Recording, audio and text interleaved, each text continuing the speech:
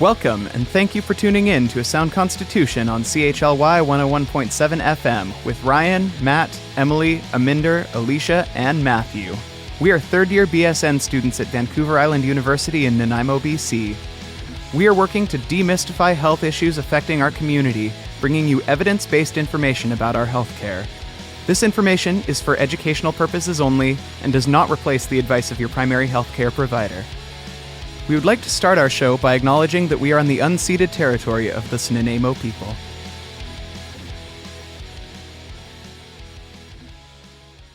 Good morning, everybody. This is Emily with A Sound Constitution, and I'm joined here with Matt and our special guest, Colleen Price, who is a VIU nursing instructor.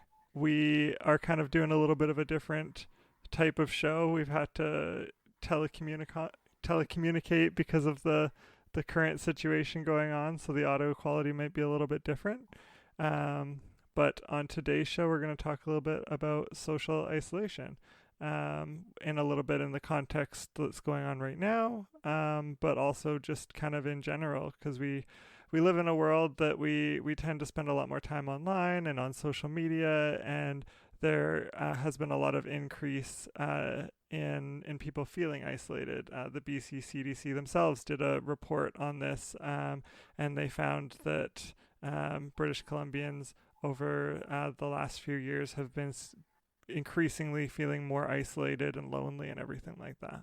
So I kind of want to know what Colleen, what do you think are some of the causes that are leading to that increased social isolation and loneliness within our community? Thank you.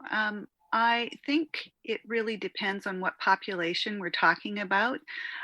Previously, when we talked about social isolation, we really were referring to the older population, and that can be affected by ability or loss of ability or changes in ability in regards to hearing, vision, cognitive deterioration, incontinence, or changes in life events. And all of those issues may create social isolation for older individuals. Mm-hmm, yeah. But then we also have to think about our marginalized populations. And populations who are marginalized face ongoing stigma, and that leads to a sense of not feeling welcome in social situations, and that can really create that sense of social isolation. That's a really good point. I feel like, yeah, it can be a lot harder to feel like you can reach out in those situations, or for those populations that might be like homeless or having mental health challenges or anything like that, or any other sort of things that would make them vulnerable. Yeah, it really does make it a lot more difficult to have access to reach out to people, for sure, I think. Mm-hmm. Or in like really remote, like Aboriginal communities or northern communities. Yeah. Be an issue there with some of the youth not having maybe the same access to internet and that sort of thing to be social online. Exactly. I mean, we know for a lot of our rural communities, they do feel very isolated for the reasons that you've mentioned, Matt.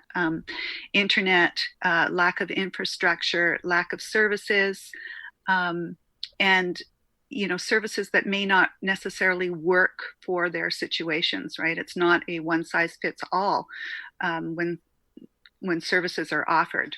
So. Yeah, absolutely. And I think that it's often seen that way as we're putting out these services and like, oh, somebody can get a hold of it. But just because it's there doesn't mean it's the right service or it's the right time or the right process for that person. Exactly. Mm-hmm.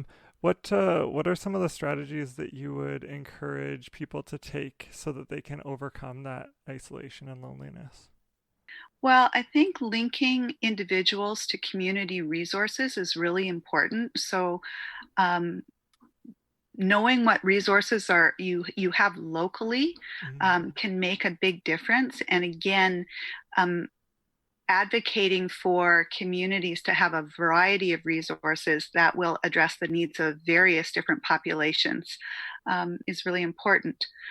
There's lots of local social activities. There's also a lot of support groups in communities. And really it's a matter of linking individuals with those community resources or support groups. Also, I mean, technology and social media can be a source of support, especially for those individuals who are less mobile or for those individuals living in rural locations.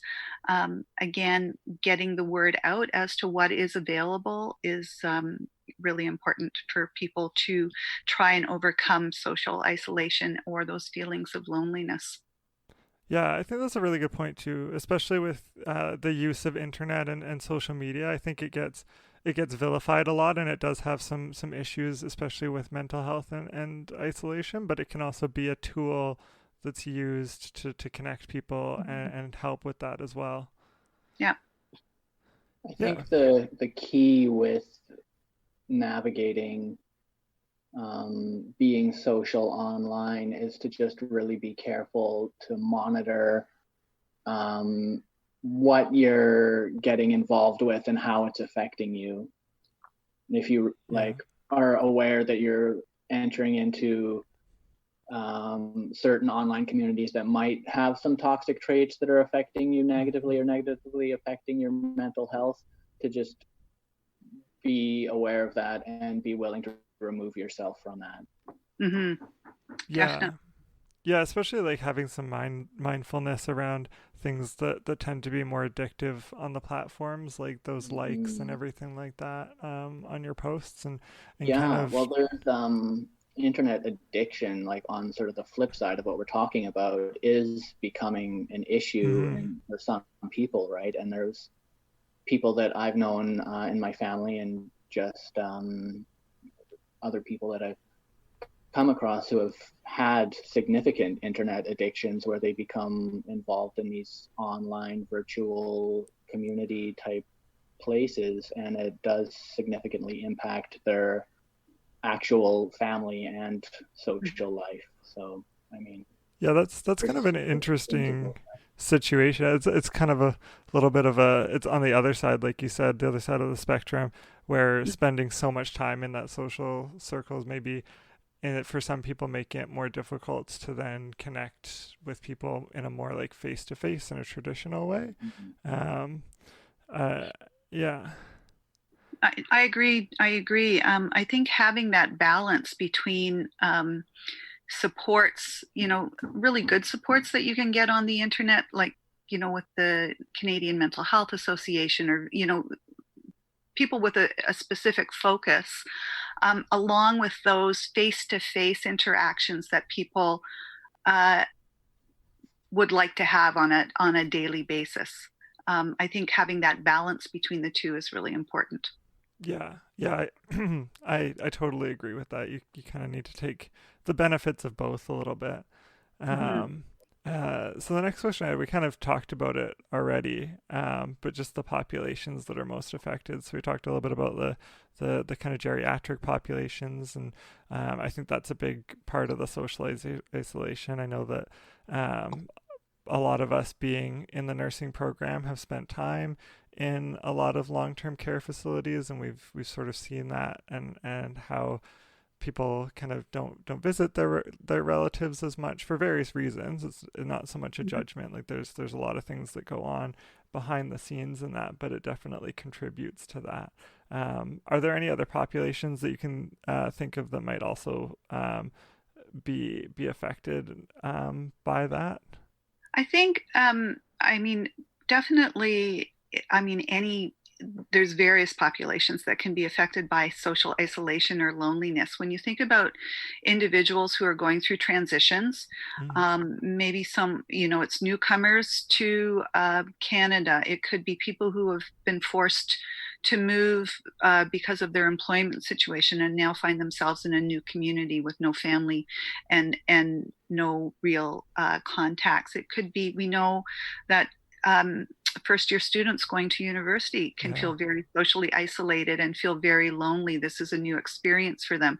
So anyone really can go through a period of feeling socially isolated depending on their circumstances. But we definitely know that our older adult population can experience this on a very chronic basis, along with our marginalized populations, as we mentioned earlier. Yeah, that I think that's a good point, is to kind of differentiate between the sort of like chronic experience of it, the ongoing experience, versus those kind of moments in our lives where we're in that transition period, or there's something going on and that's kind of where we're at the moment. And a call out too for people who are kind of starting university that might be listening. There are lots of resources on campus through the VIU Student Union. They host events at the pub, through the res, and just on campus all the time. So following VIU and the VIU Student Union on like Facebook and Instagram is a really good way to find ways to connect with other students. Mm-hmm. I think one positive thing about care home facilities, I know sometimes they maybe don't have the best sort of reputation, especially amongst some of our older population. They don't really, like, they're resistant to go into care homes because they have some sort of negative ideas around them, but they are a very good way to become more social. Like my grandmother, she moved into a care facility in Vancouver a few years ago.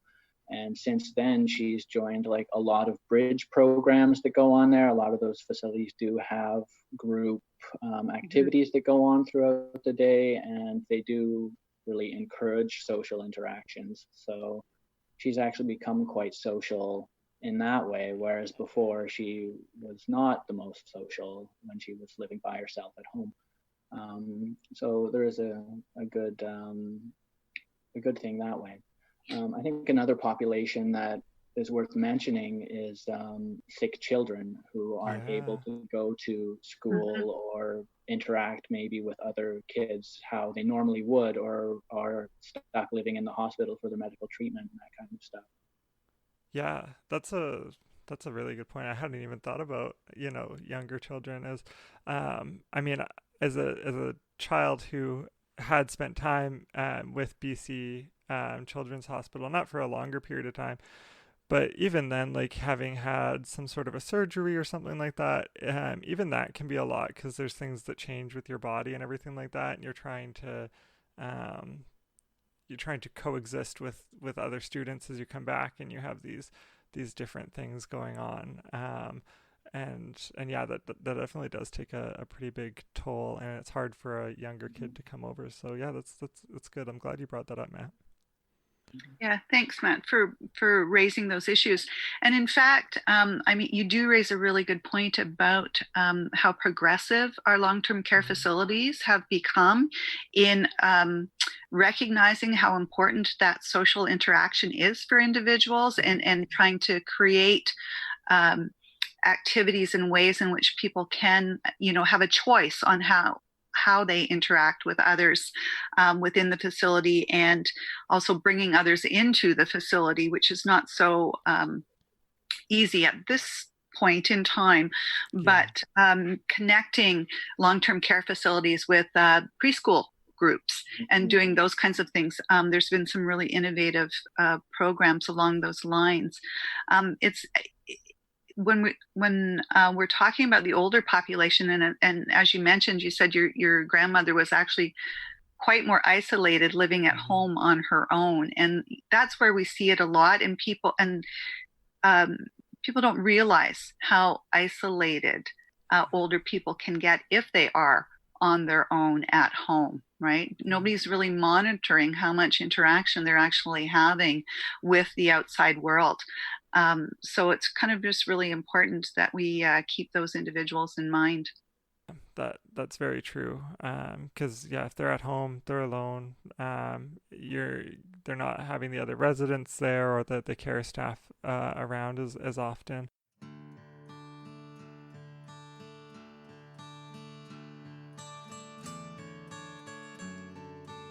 You are listening to A Sound Constitution on CHLY 1017 FM with your hosts, Matt and Emily. Today we are talking about social isolation with our guest, Colleen Price, VIU nursing professor.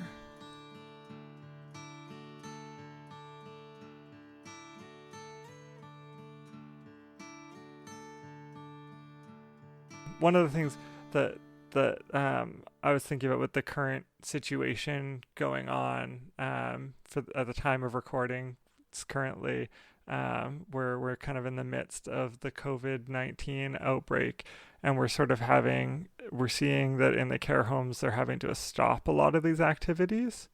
Um, Mm-hmm. I One of the things that comes to my mind is how does that affect people in that situation, and um, how do we manage that better going forward? I think people are trying to get creative, and trying to use social media. I know, for example, one of our nursing student groups who have not been able to go back into one of the facilities were thinking about kind of videotaping some kind of message to the residents, because these one-on-one activities that they were working with residents on have been discontinued, and so trying to get messages in that way. I mean, we need to reach out to people right now. Mm-hmm. So the old-fashioned landline for those who are still using landlines, and many of our elderly population are still using landlines. Making those phone calls that you have been meaning to make but you haven't.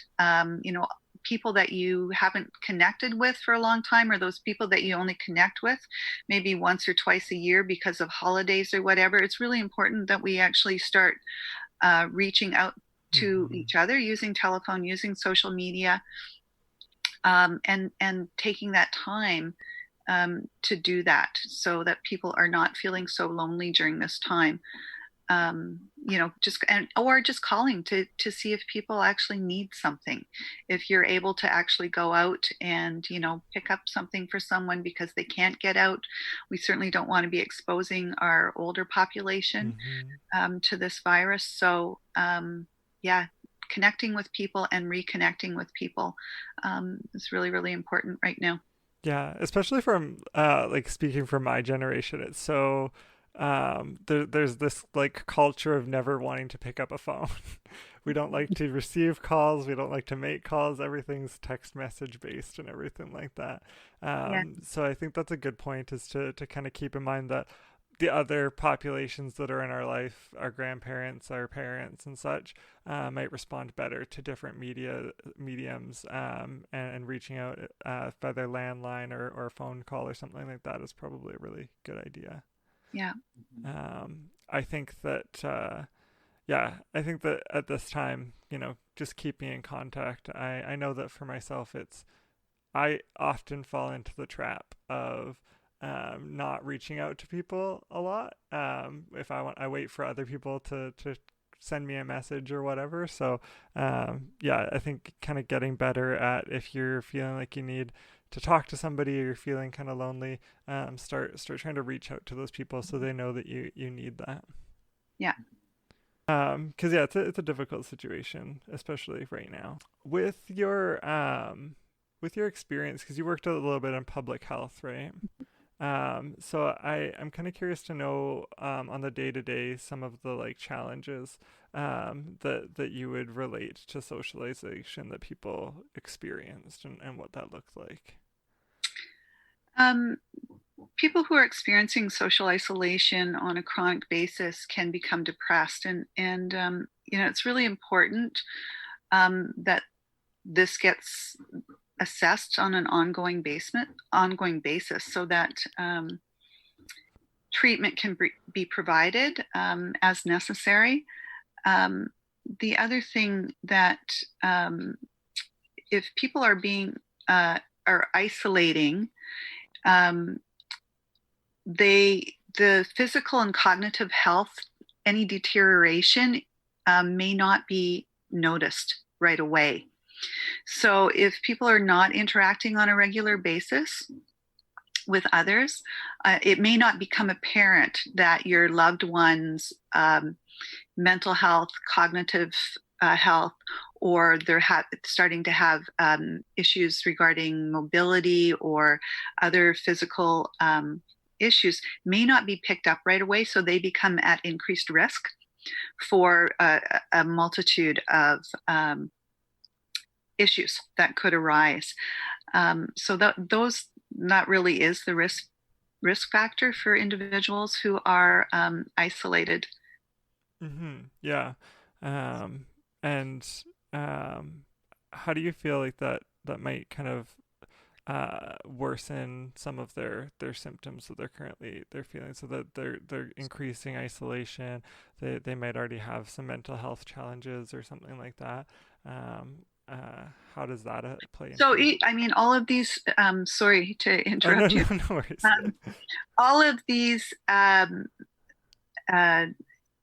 issues will increase other issues, right? So they're going to be playing off each other. So individuals who say are marginalized, who have maybe not had great experiences with the healthcare system, who may have mental health challenges, will not be seeking treatment when their symptoms are actually worsening, and then which causes them to then further socially isolate and not interact with other care providers, right? So you can see how it makes the situation worse overall as far as their quality of life as well as their health. Yeah, it's kind of a just vicious cycle of worsening until it usually probably ends up in inpatient kind of care or something like that. Yeah. If people are having family members that that maybe are being helped by public health for mental health challenges or anything else really, you know, I think obviously reaching out to them and such. But is there anything else you can think of that the families can do to support those members? I mean, certainly reaching out to your family member, no, like taking time to kind of notice those changes and just kind of keep track of, deteriorations in cognitive function or deteriorations in kind of mental health or physical health, or changes, people maybe refusing to have all of a sudden have visits. And so just taking note of changes when people are isolating. If they tend to want to even isolate even more, then that's pause for concern. Yeah, those are kind of the moments that you should kind of stop and think to yourself, like, hey, this is kind of out of the normal. Right. Maybe we should kind of look into this a little bit more and do something about it. Yeah. Yeah. And that also kind of sort of to an extent leads into the next thing is with our homeless population on Vancouver Island or even in Vancouver, but it's kind of a problem in a lot of places with shortages of housing and everything that goes along with that. How does social isolation affect this population differently compared to people who maybe are more fortunate to have housing and work and things like that? Well, I mean, people become homeless for a variety of reasons. Nobody aims to become homeless. Yeah. I mean, evidence suggests that racial and low-income people experience discrimination and decreased access to healthcare and other services. So the general public, we need to provide more information so the general public has a better understanding of the socio-environmental determinants of health, and how reducing stigma and discrimination in relation to our homeless population can actually improve their situation. Yeah. So, I mean, as healthcare professionals, we're always advocating for social equity for all members of our society. And I mean, we do this through various different ways, through research, through the political process. But our aim is to obviously improve quality of life for those individuals who are deemed homeless, and that can look different for every individual. But ensuring that they have access to shelter, access to food, access to income, access to services, where all of that is required, and we need to continue to kind of educate everyone about what we can do as individuals in the community to kind of improve the community for everyone, including our homeless population. I think this topic is especially relevant right now, given the opioid epidemic that has been and is still going on. Mm-hmm. And the whole concept of not using drugs alone as a huge way of preventing overdoses, because that was identified as a large contributor to people unfortunately passing away after an overdose, was using drugs alone in an isolated place.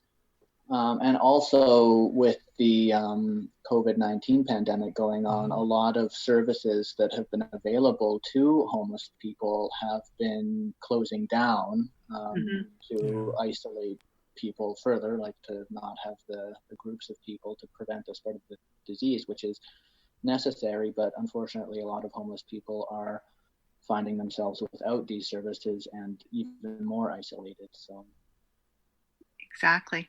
And I know various different communities are looking at how they can best provide services in this situation.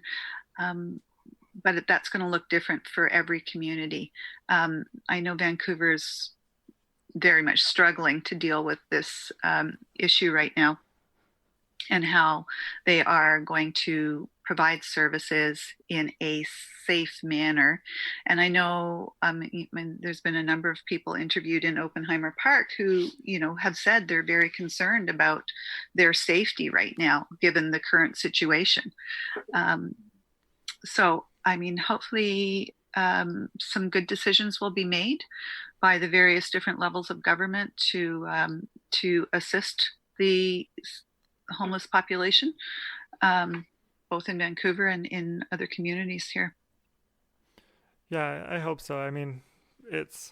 We're all very fortunate to have the ability to kind of stay at home and self-isolate as much as possible, and have a safe place to do that. But keeping in mind there's a lot of people out there that don't have that ability, so we still need to kind of focus on getting those resources to those people. So yeah, hopefully those teams can kind of find ways to do that, and make that work in the safest way possible. Yeah, and like Matt was saying too, just to touch on the opioid epidemic again, yeah, I think that a lot of the things we've done have really impacted that a lot, like with the opening of like the Insight safe injection sites and such like that in various areas, and the other programs that we have. So we've done a lot. I think with public health, it almost seems like there's always more and more that we could be doing, but we just kind of got to take it step at a time, and as we get there and get all those pieces in place, so we can really take care of all of our populations. For sure. Yeah. So later in the episode, there's a TED Talk that I want to play, and the person who does it, he talks about teaching children about their emotional pain, and kind of awareness of that, and how that might help when they're growing up, to be able to reach out to people when they're needing help, and to recognize that those emotional pains are just as valid as those as physical kind of cuts and bruises that we receive along the way. If a family was trying to kind of incorporate that into into their lives, into their process and everything when they're raising their children. Can you think of any resources that we might be able to direct them to? There's several resources for talking to children about emotional pain, or teaching children how they can express their feelings. So the Ministry of Children and Families has a number of different resources online. So does the Canadian Mental Health Association. The First Nations Health Authority has information for families in talking about emotional pain. And then there's a lot of local family support groups that integrate talking about, dealing with the person holistically. So we talk about physical, but talking about the mental, the cognitive, the spiritual. And the ministry, education ministry, the K-12 system, has information on, talking about emotional pain. And I know many of the early start programs, preschool programs, start early and start talking about how do you express feelings. How, the charts that we used to put up on the fridge for children, where they could actually point to and say, that is what I'm feeling right now, point to the face, and encouraging young children to be able to actually verbalize their feelings at an early age. So really, really important. And I mean, when we're working with children, obviously we're going to use terminology that they can comprehend, and explain emotions and feelings in a way that they can actually understand that. But there are resources. There's more and more resources online now, that are they're age-friendly resources for children, and activities that they can engage in online to help them learn about expressing emotions in a constructive way. Yeah, that's good. We'll try to include some of those resources links attached on our Facebook page as well. Yeah. So that people can get those really easily and everything, and start to kind of incorporate that, because I think it's really important for our children to be raised in a way to be aware of that. Like they all know that to put a Band-Aid on a cut and everything, but what do you do when you kind of have emotional pain? So that's wonderful. Thank you for sharing that.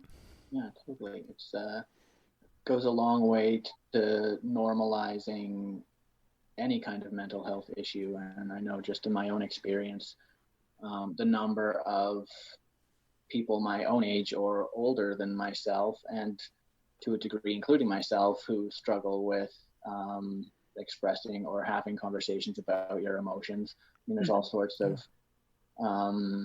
societal pressures and things like that influence that, gender roles and all of that, which, I mean, we could have a whole other radio show just all about that. But any steps that we can take to make talking about your feelings and your emotions more accessible and more comfortable for people is a good thing.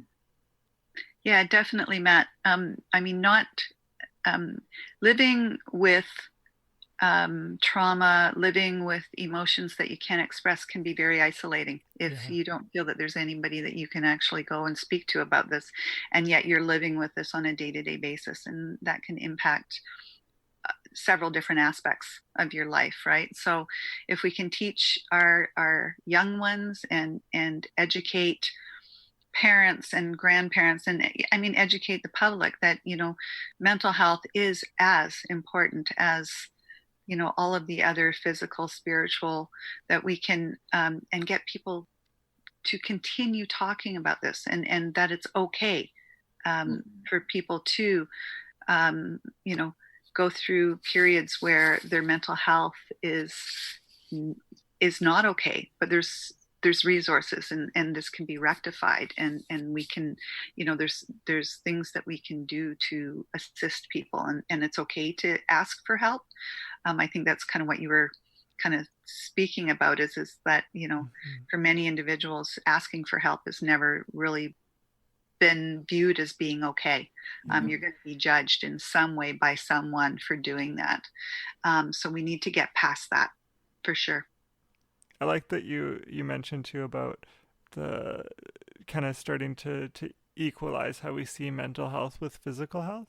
I know there's lots of research that's been done out there that shows that a lot of these mental health conditions that people can have actually end up affecting their physical health negatively. The BC CDC report that I mentioned had found some of those things, even with social isolation, finding worse cardiovascular health and things like that in that report, alongside worsened mental health. But there's a physical aspect to taking care of your mental health as well, and I think that we kind of forget about that in our society a little bit.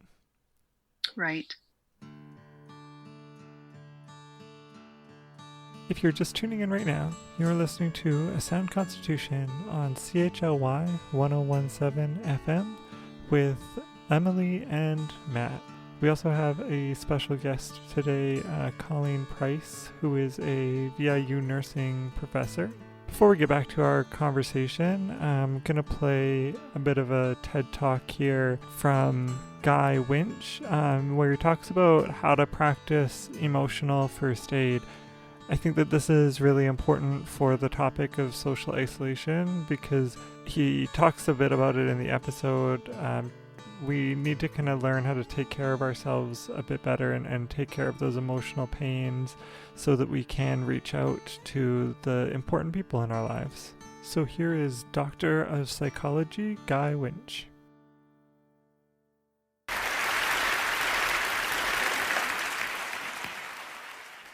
I grew up with my identical twin, who was an incredibly loving brother. Now, one thing about being a twin is it makes you an expert at spotting favoritism. If his cookie was even slightly bigger than my cookie, I had questions. And clearly, I wasn't starving. When I became a psychologist, I began to notice favoritism of a different kind. And that is how much more we value the body than we do the mind. I spent 9 years at university earning my doctorate in psychology, and I can't tell you how many people look at my business card and say, "Oh, a psychologist, so not a real doctor." As if it should say that on my card.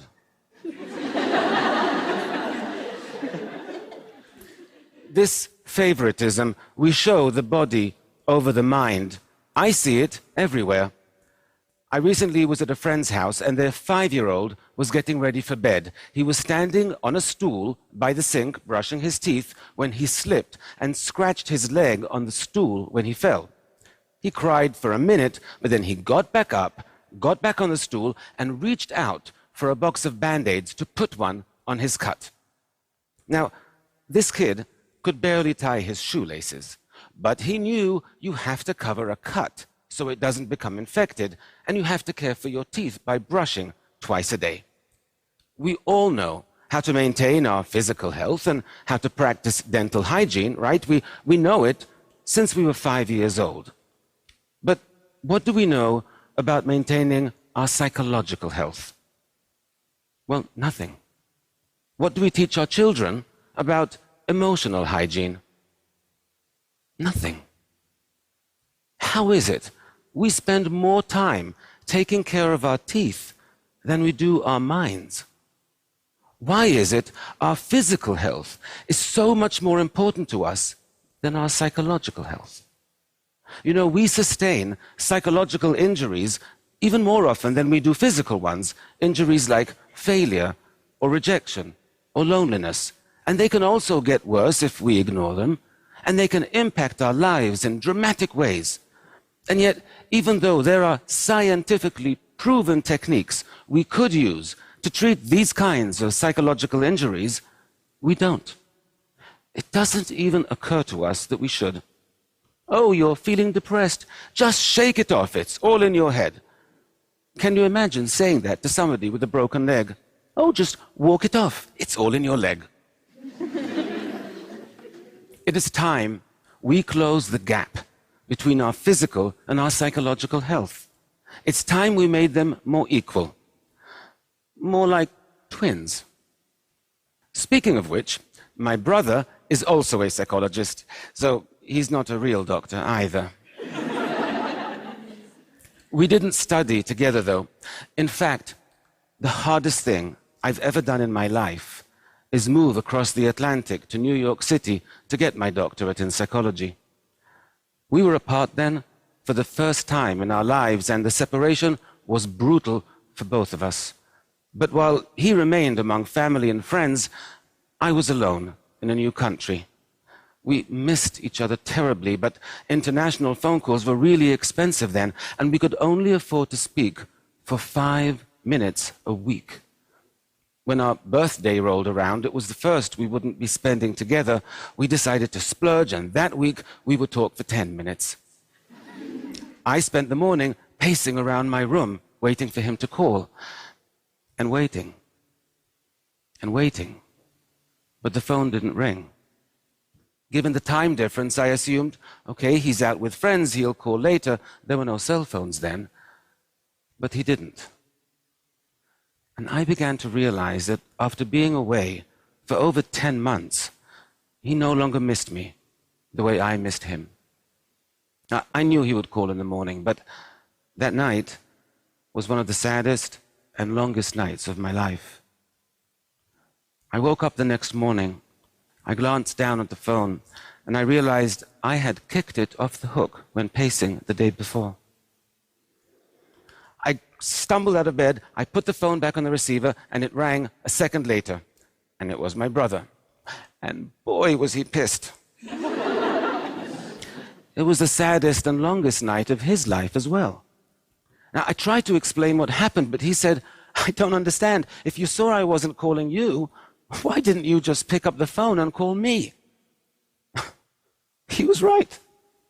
Why didn't I call him? I didn't have an answer then, but I do today, and it's a simple one. Loneliness. Loneliness creates a deep psychological wound, one that distorts our perceptions and scrambles our thinking. It makes us believe that those around us care much less than they actually do. It makes us really afraid to reach out, because why set yourself up for rejection and heartache when your heart is already aching more than you can stand? I was in the grips of real loneliness back then, but I was surrounded by people all day, so it never occurred to me. But loneliness is defined purely subjectively. It depends solely on whether you feel emotionally or socially disconnected from those around you, and I did. There is a lot of research on loneliness, and all of it is horrifying. Loneliness won't just make you miserable, it will kill you. I'm not kidding. Chronic loneliness increases your likelihood of an early death by 14%. 14%. Loneliness causes high blood pressure, high cholesterol. It even suppresses the functioning of your immune system, making you vulnerable to all kinds of illnesses and diseases.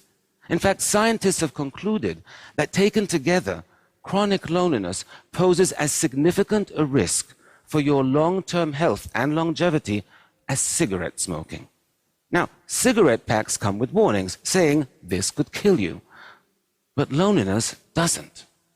And that's why it's so important we prioritize our psychological health, that we practice emotional hygiene. Because you can't treat a psychological wound if you don't even know you're injured. Loneliness isn't the only psychological wound that distorts our perceptions and misleads us. Failure does that as well.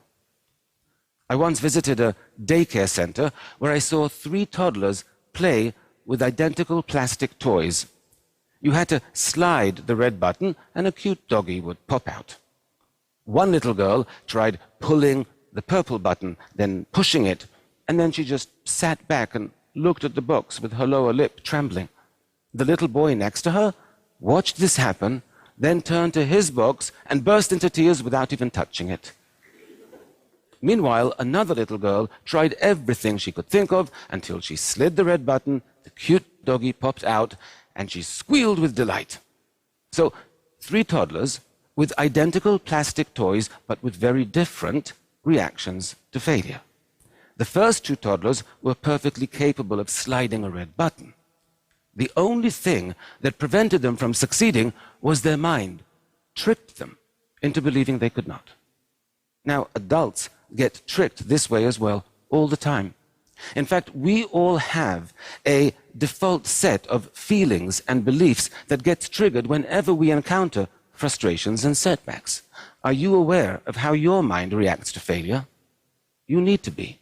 Because if your mind tries to convince you you're incapable of something and you believe it, then like those 2 toddlers, you'll begin to feel helpless and you'll stop trying too soon or you won't even try at all. And then you'll be even more convinced you can't succeed.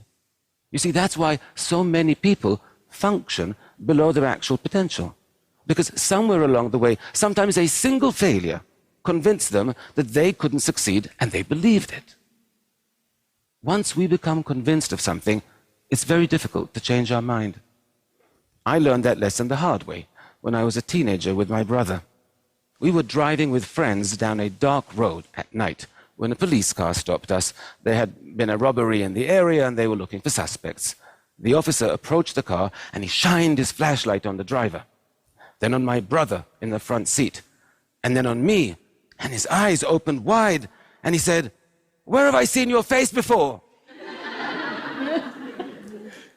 And I said, "In the front seat." But that made no sense to him whatsoever, so now he thought I was on drugs. So he drags me out of the car, he searches me, he marches me over to the police car, and only when he verified I don't have a police record could I show him I had a twin in the front seat.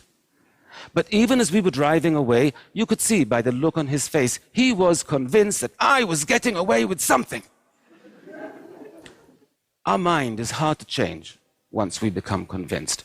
So it might be very natural to feel demoralized and defeated after you fail, but you cannot allow yourself to become convinced you can't succeed.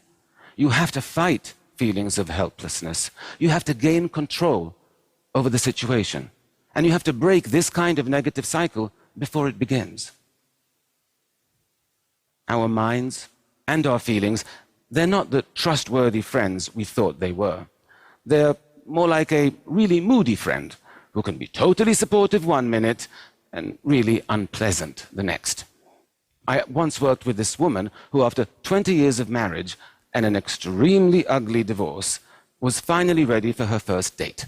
She had met this guy online, and he seemed nice, and he seemed successful, and most importantly, he seemed really into her. So she was very excited. She bought a new dress, and they met at an upscale New York City bar for a drink. 10 minutes into the date, the man stands up and says, "I'm not interested," and walks out. Rejection is extremely painful. The woman was so hurt she couldn't move. All she could do was call a friend. And here's what the friend said. "Well, what do you expect? You have big hips, you have nothing interesting to say. Why would a handsome, successful man like that ever go out with a loser like you?" Shocking, right, that a friend can be so cruel. But it would be much less shocking if I told you it wasn't the friend who said that. It's what the woman said to herself. And that's something we all do. especially after a rejection. We all start thinking of all our faults and all our shortcomings, what we wish we were, what we wish we weren't. We call ourselves names, maybe not as harshly, but we all do it. And it's interesting that we do, because our self-esteem is already hurting. Why would we want to go and damage it even further? Right? We wouldn't make a physical injury worse on purpose. You wouldn't get a cut on your arm and decide, oh, I know, I'm going to take a knife and see how much deeper I can make it. But we do that with psychological injuries all the time. Why? Because of poor emotional hygiene. Because we don't prioritize our psychological health. We know from dozens of studies that when your self-esteem is lower, you are more vulnerable to stress and to anxiety, that failures and rejections hurt more, and it takes longer to recover from them. So when you get rejected, the first thing you should be doing is to revive your self-esteem, not join Fight Club and beat it into a pulp. When you're in emotional pain, treat yourself with the same compassion you would expect from a truly good friend. Doctor of Psychology Guy Winch, talking about how to practice emotional first aid, how to learn to care about yourselves, and what we need to be doing to teach our children about their emotional pain and how to care for themselves so that we can be resilient to the effects of our lives, such as the loneliness and social isolation that can come from certain times in our lives that are transitional in nature. And if you're just tuning in now, you're listening to A Sound Constitution with Emily and Matt, as well as our special guest Colleen Price on CHLY 1017 FM. We don't have any more questions for you, Colleen, but I'm wondering if there's anything that you wanted to leave us off with before we sign off. Thank you for this discussion. I just wanted to say, everybody stay safe and follow the CDC guidelines right now. And I know it's a very, very difficult time for everyone, and everyone has a lot of different issues that they're contending with right now. But, again, I guess the final message is just to, reach out to others as best you can, given our context of social distancing. And, we will all get through this for sure. And it'll be a big learning lesson, I think, for everybody about the importance of, I think, connectivity and contact and community and how we actually support each other on a day-to-day basis. So thank you. Yeah, no, thank you for joining us. It was a wonderful discussion, and I agree. I think the biggest things to kind of take away from this are staying in contact with your loved ones, the people you care about, those family members that might be in long-term care or might be elder populations that are living on their own. Just reaching out to them, helping them out, especially in this time, to get the essentials that they need to get, keeping them safe, and really kind of focusing on both the physical and the mental side of your health, and your kind of emotional and physical pain that goes along with that. Mm-hmm. Yes, thank you for joining us, Colleen. Yeah, thank you very much. You're very, very welcome. All right.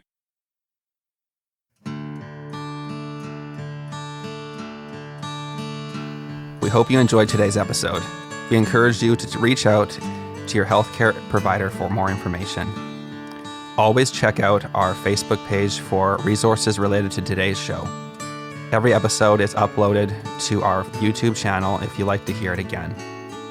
If there are any topics you'd like us to explore, please contact us at asoundconstitution@gmail.com. Thank you for listening to A Sound Constitution on CHLY 101.7 FM.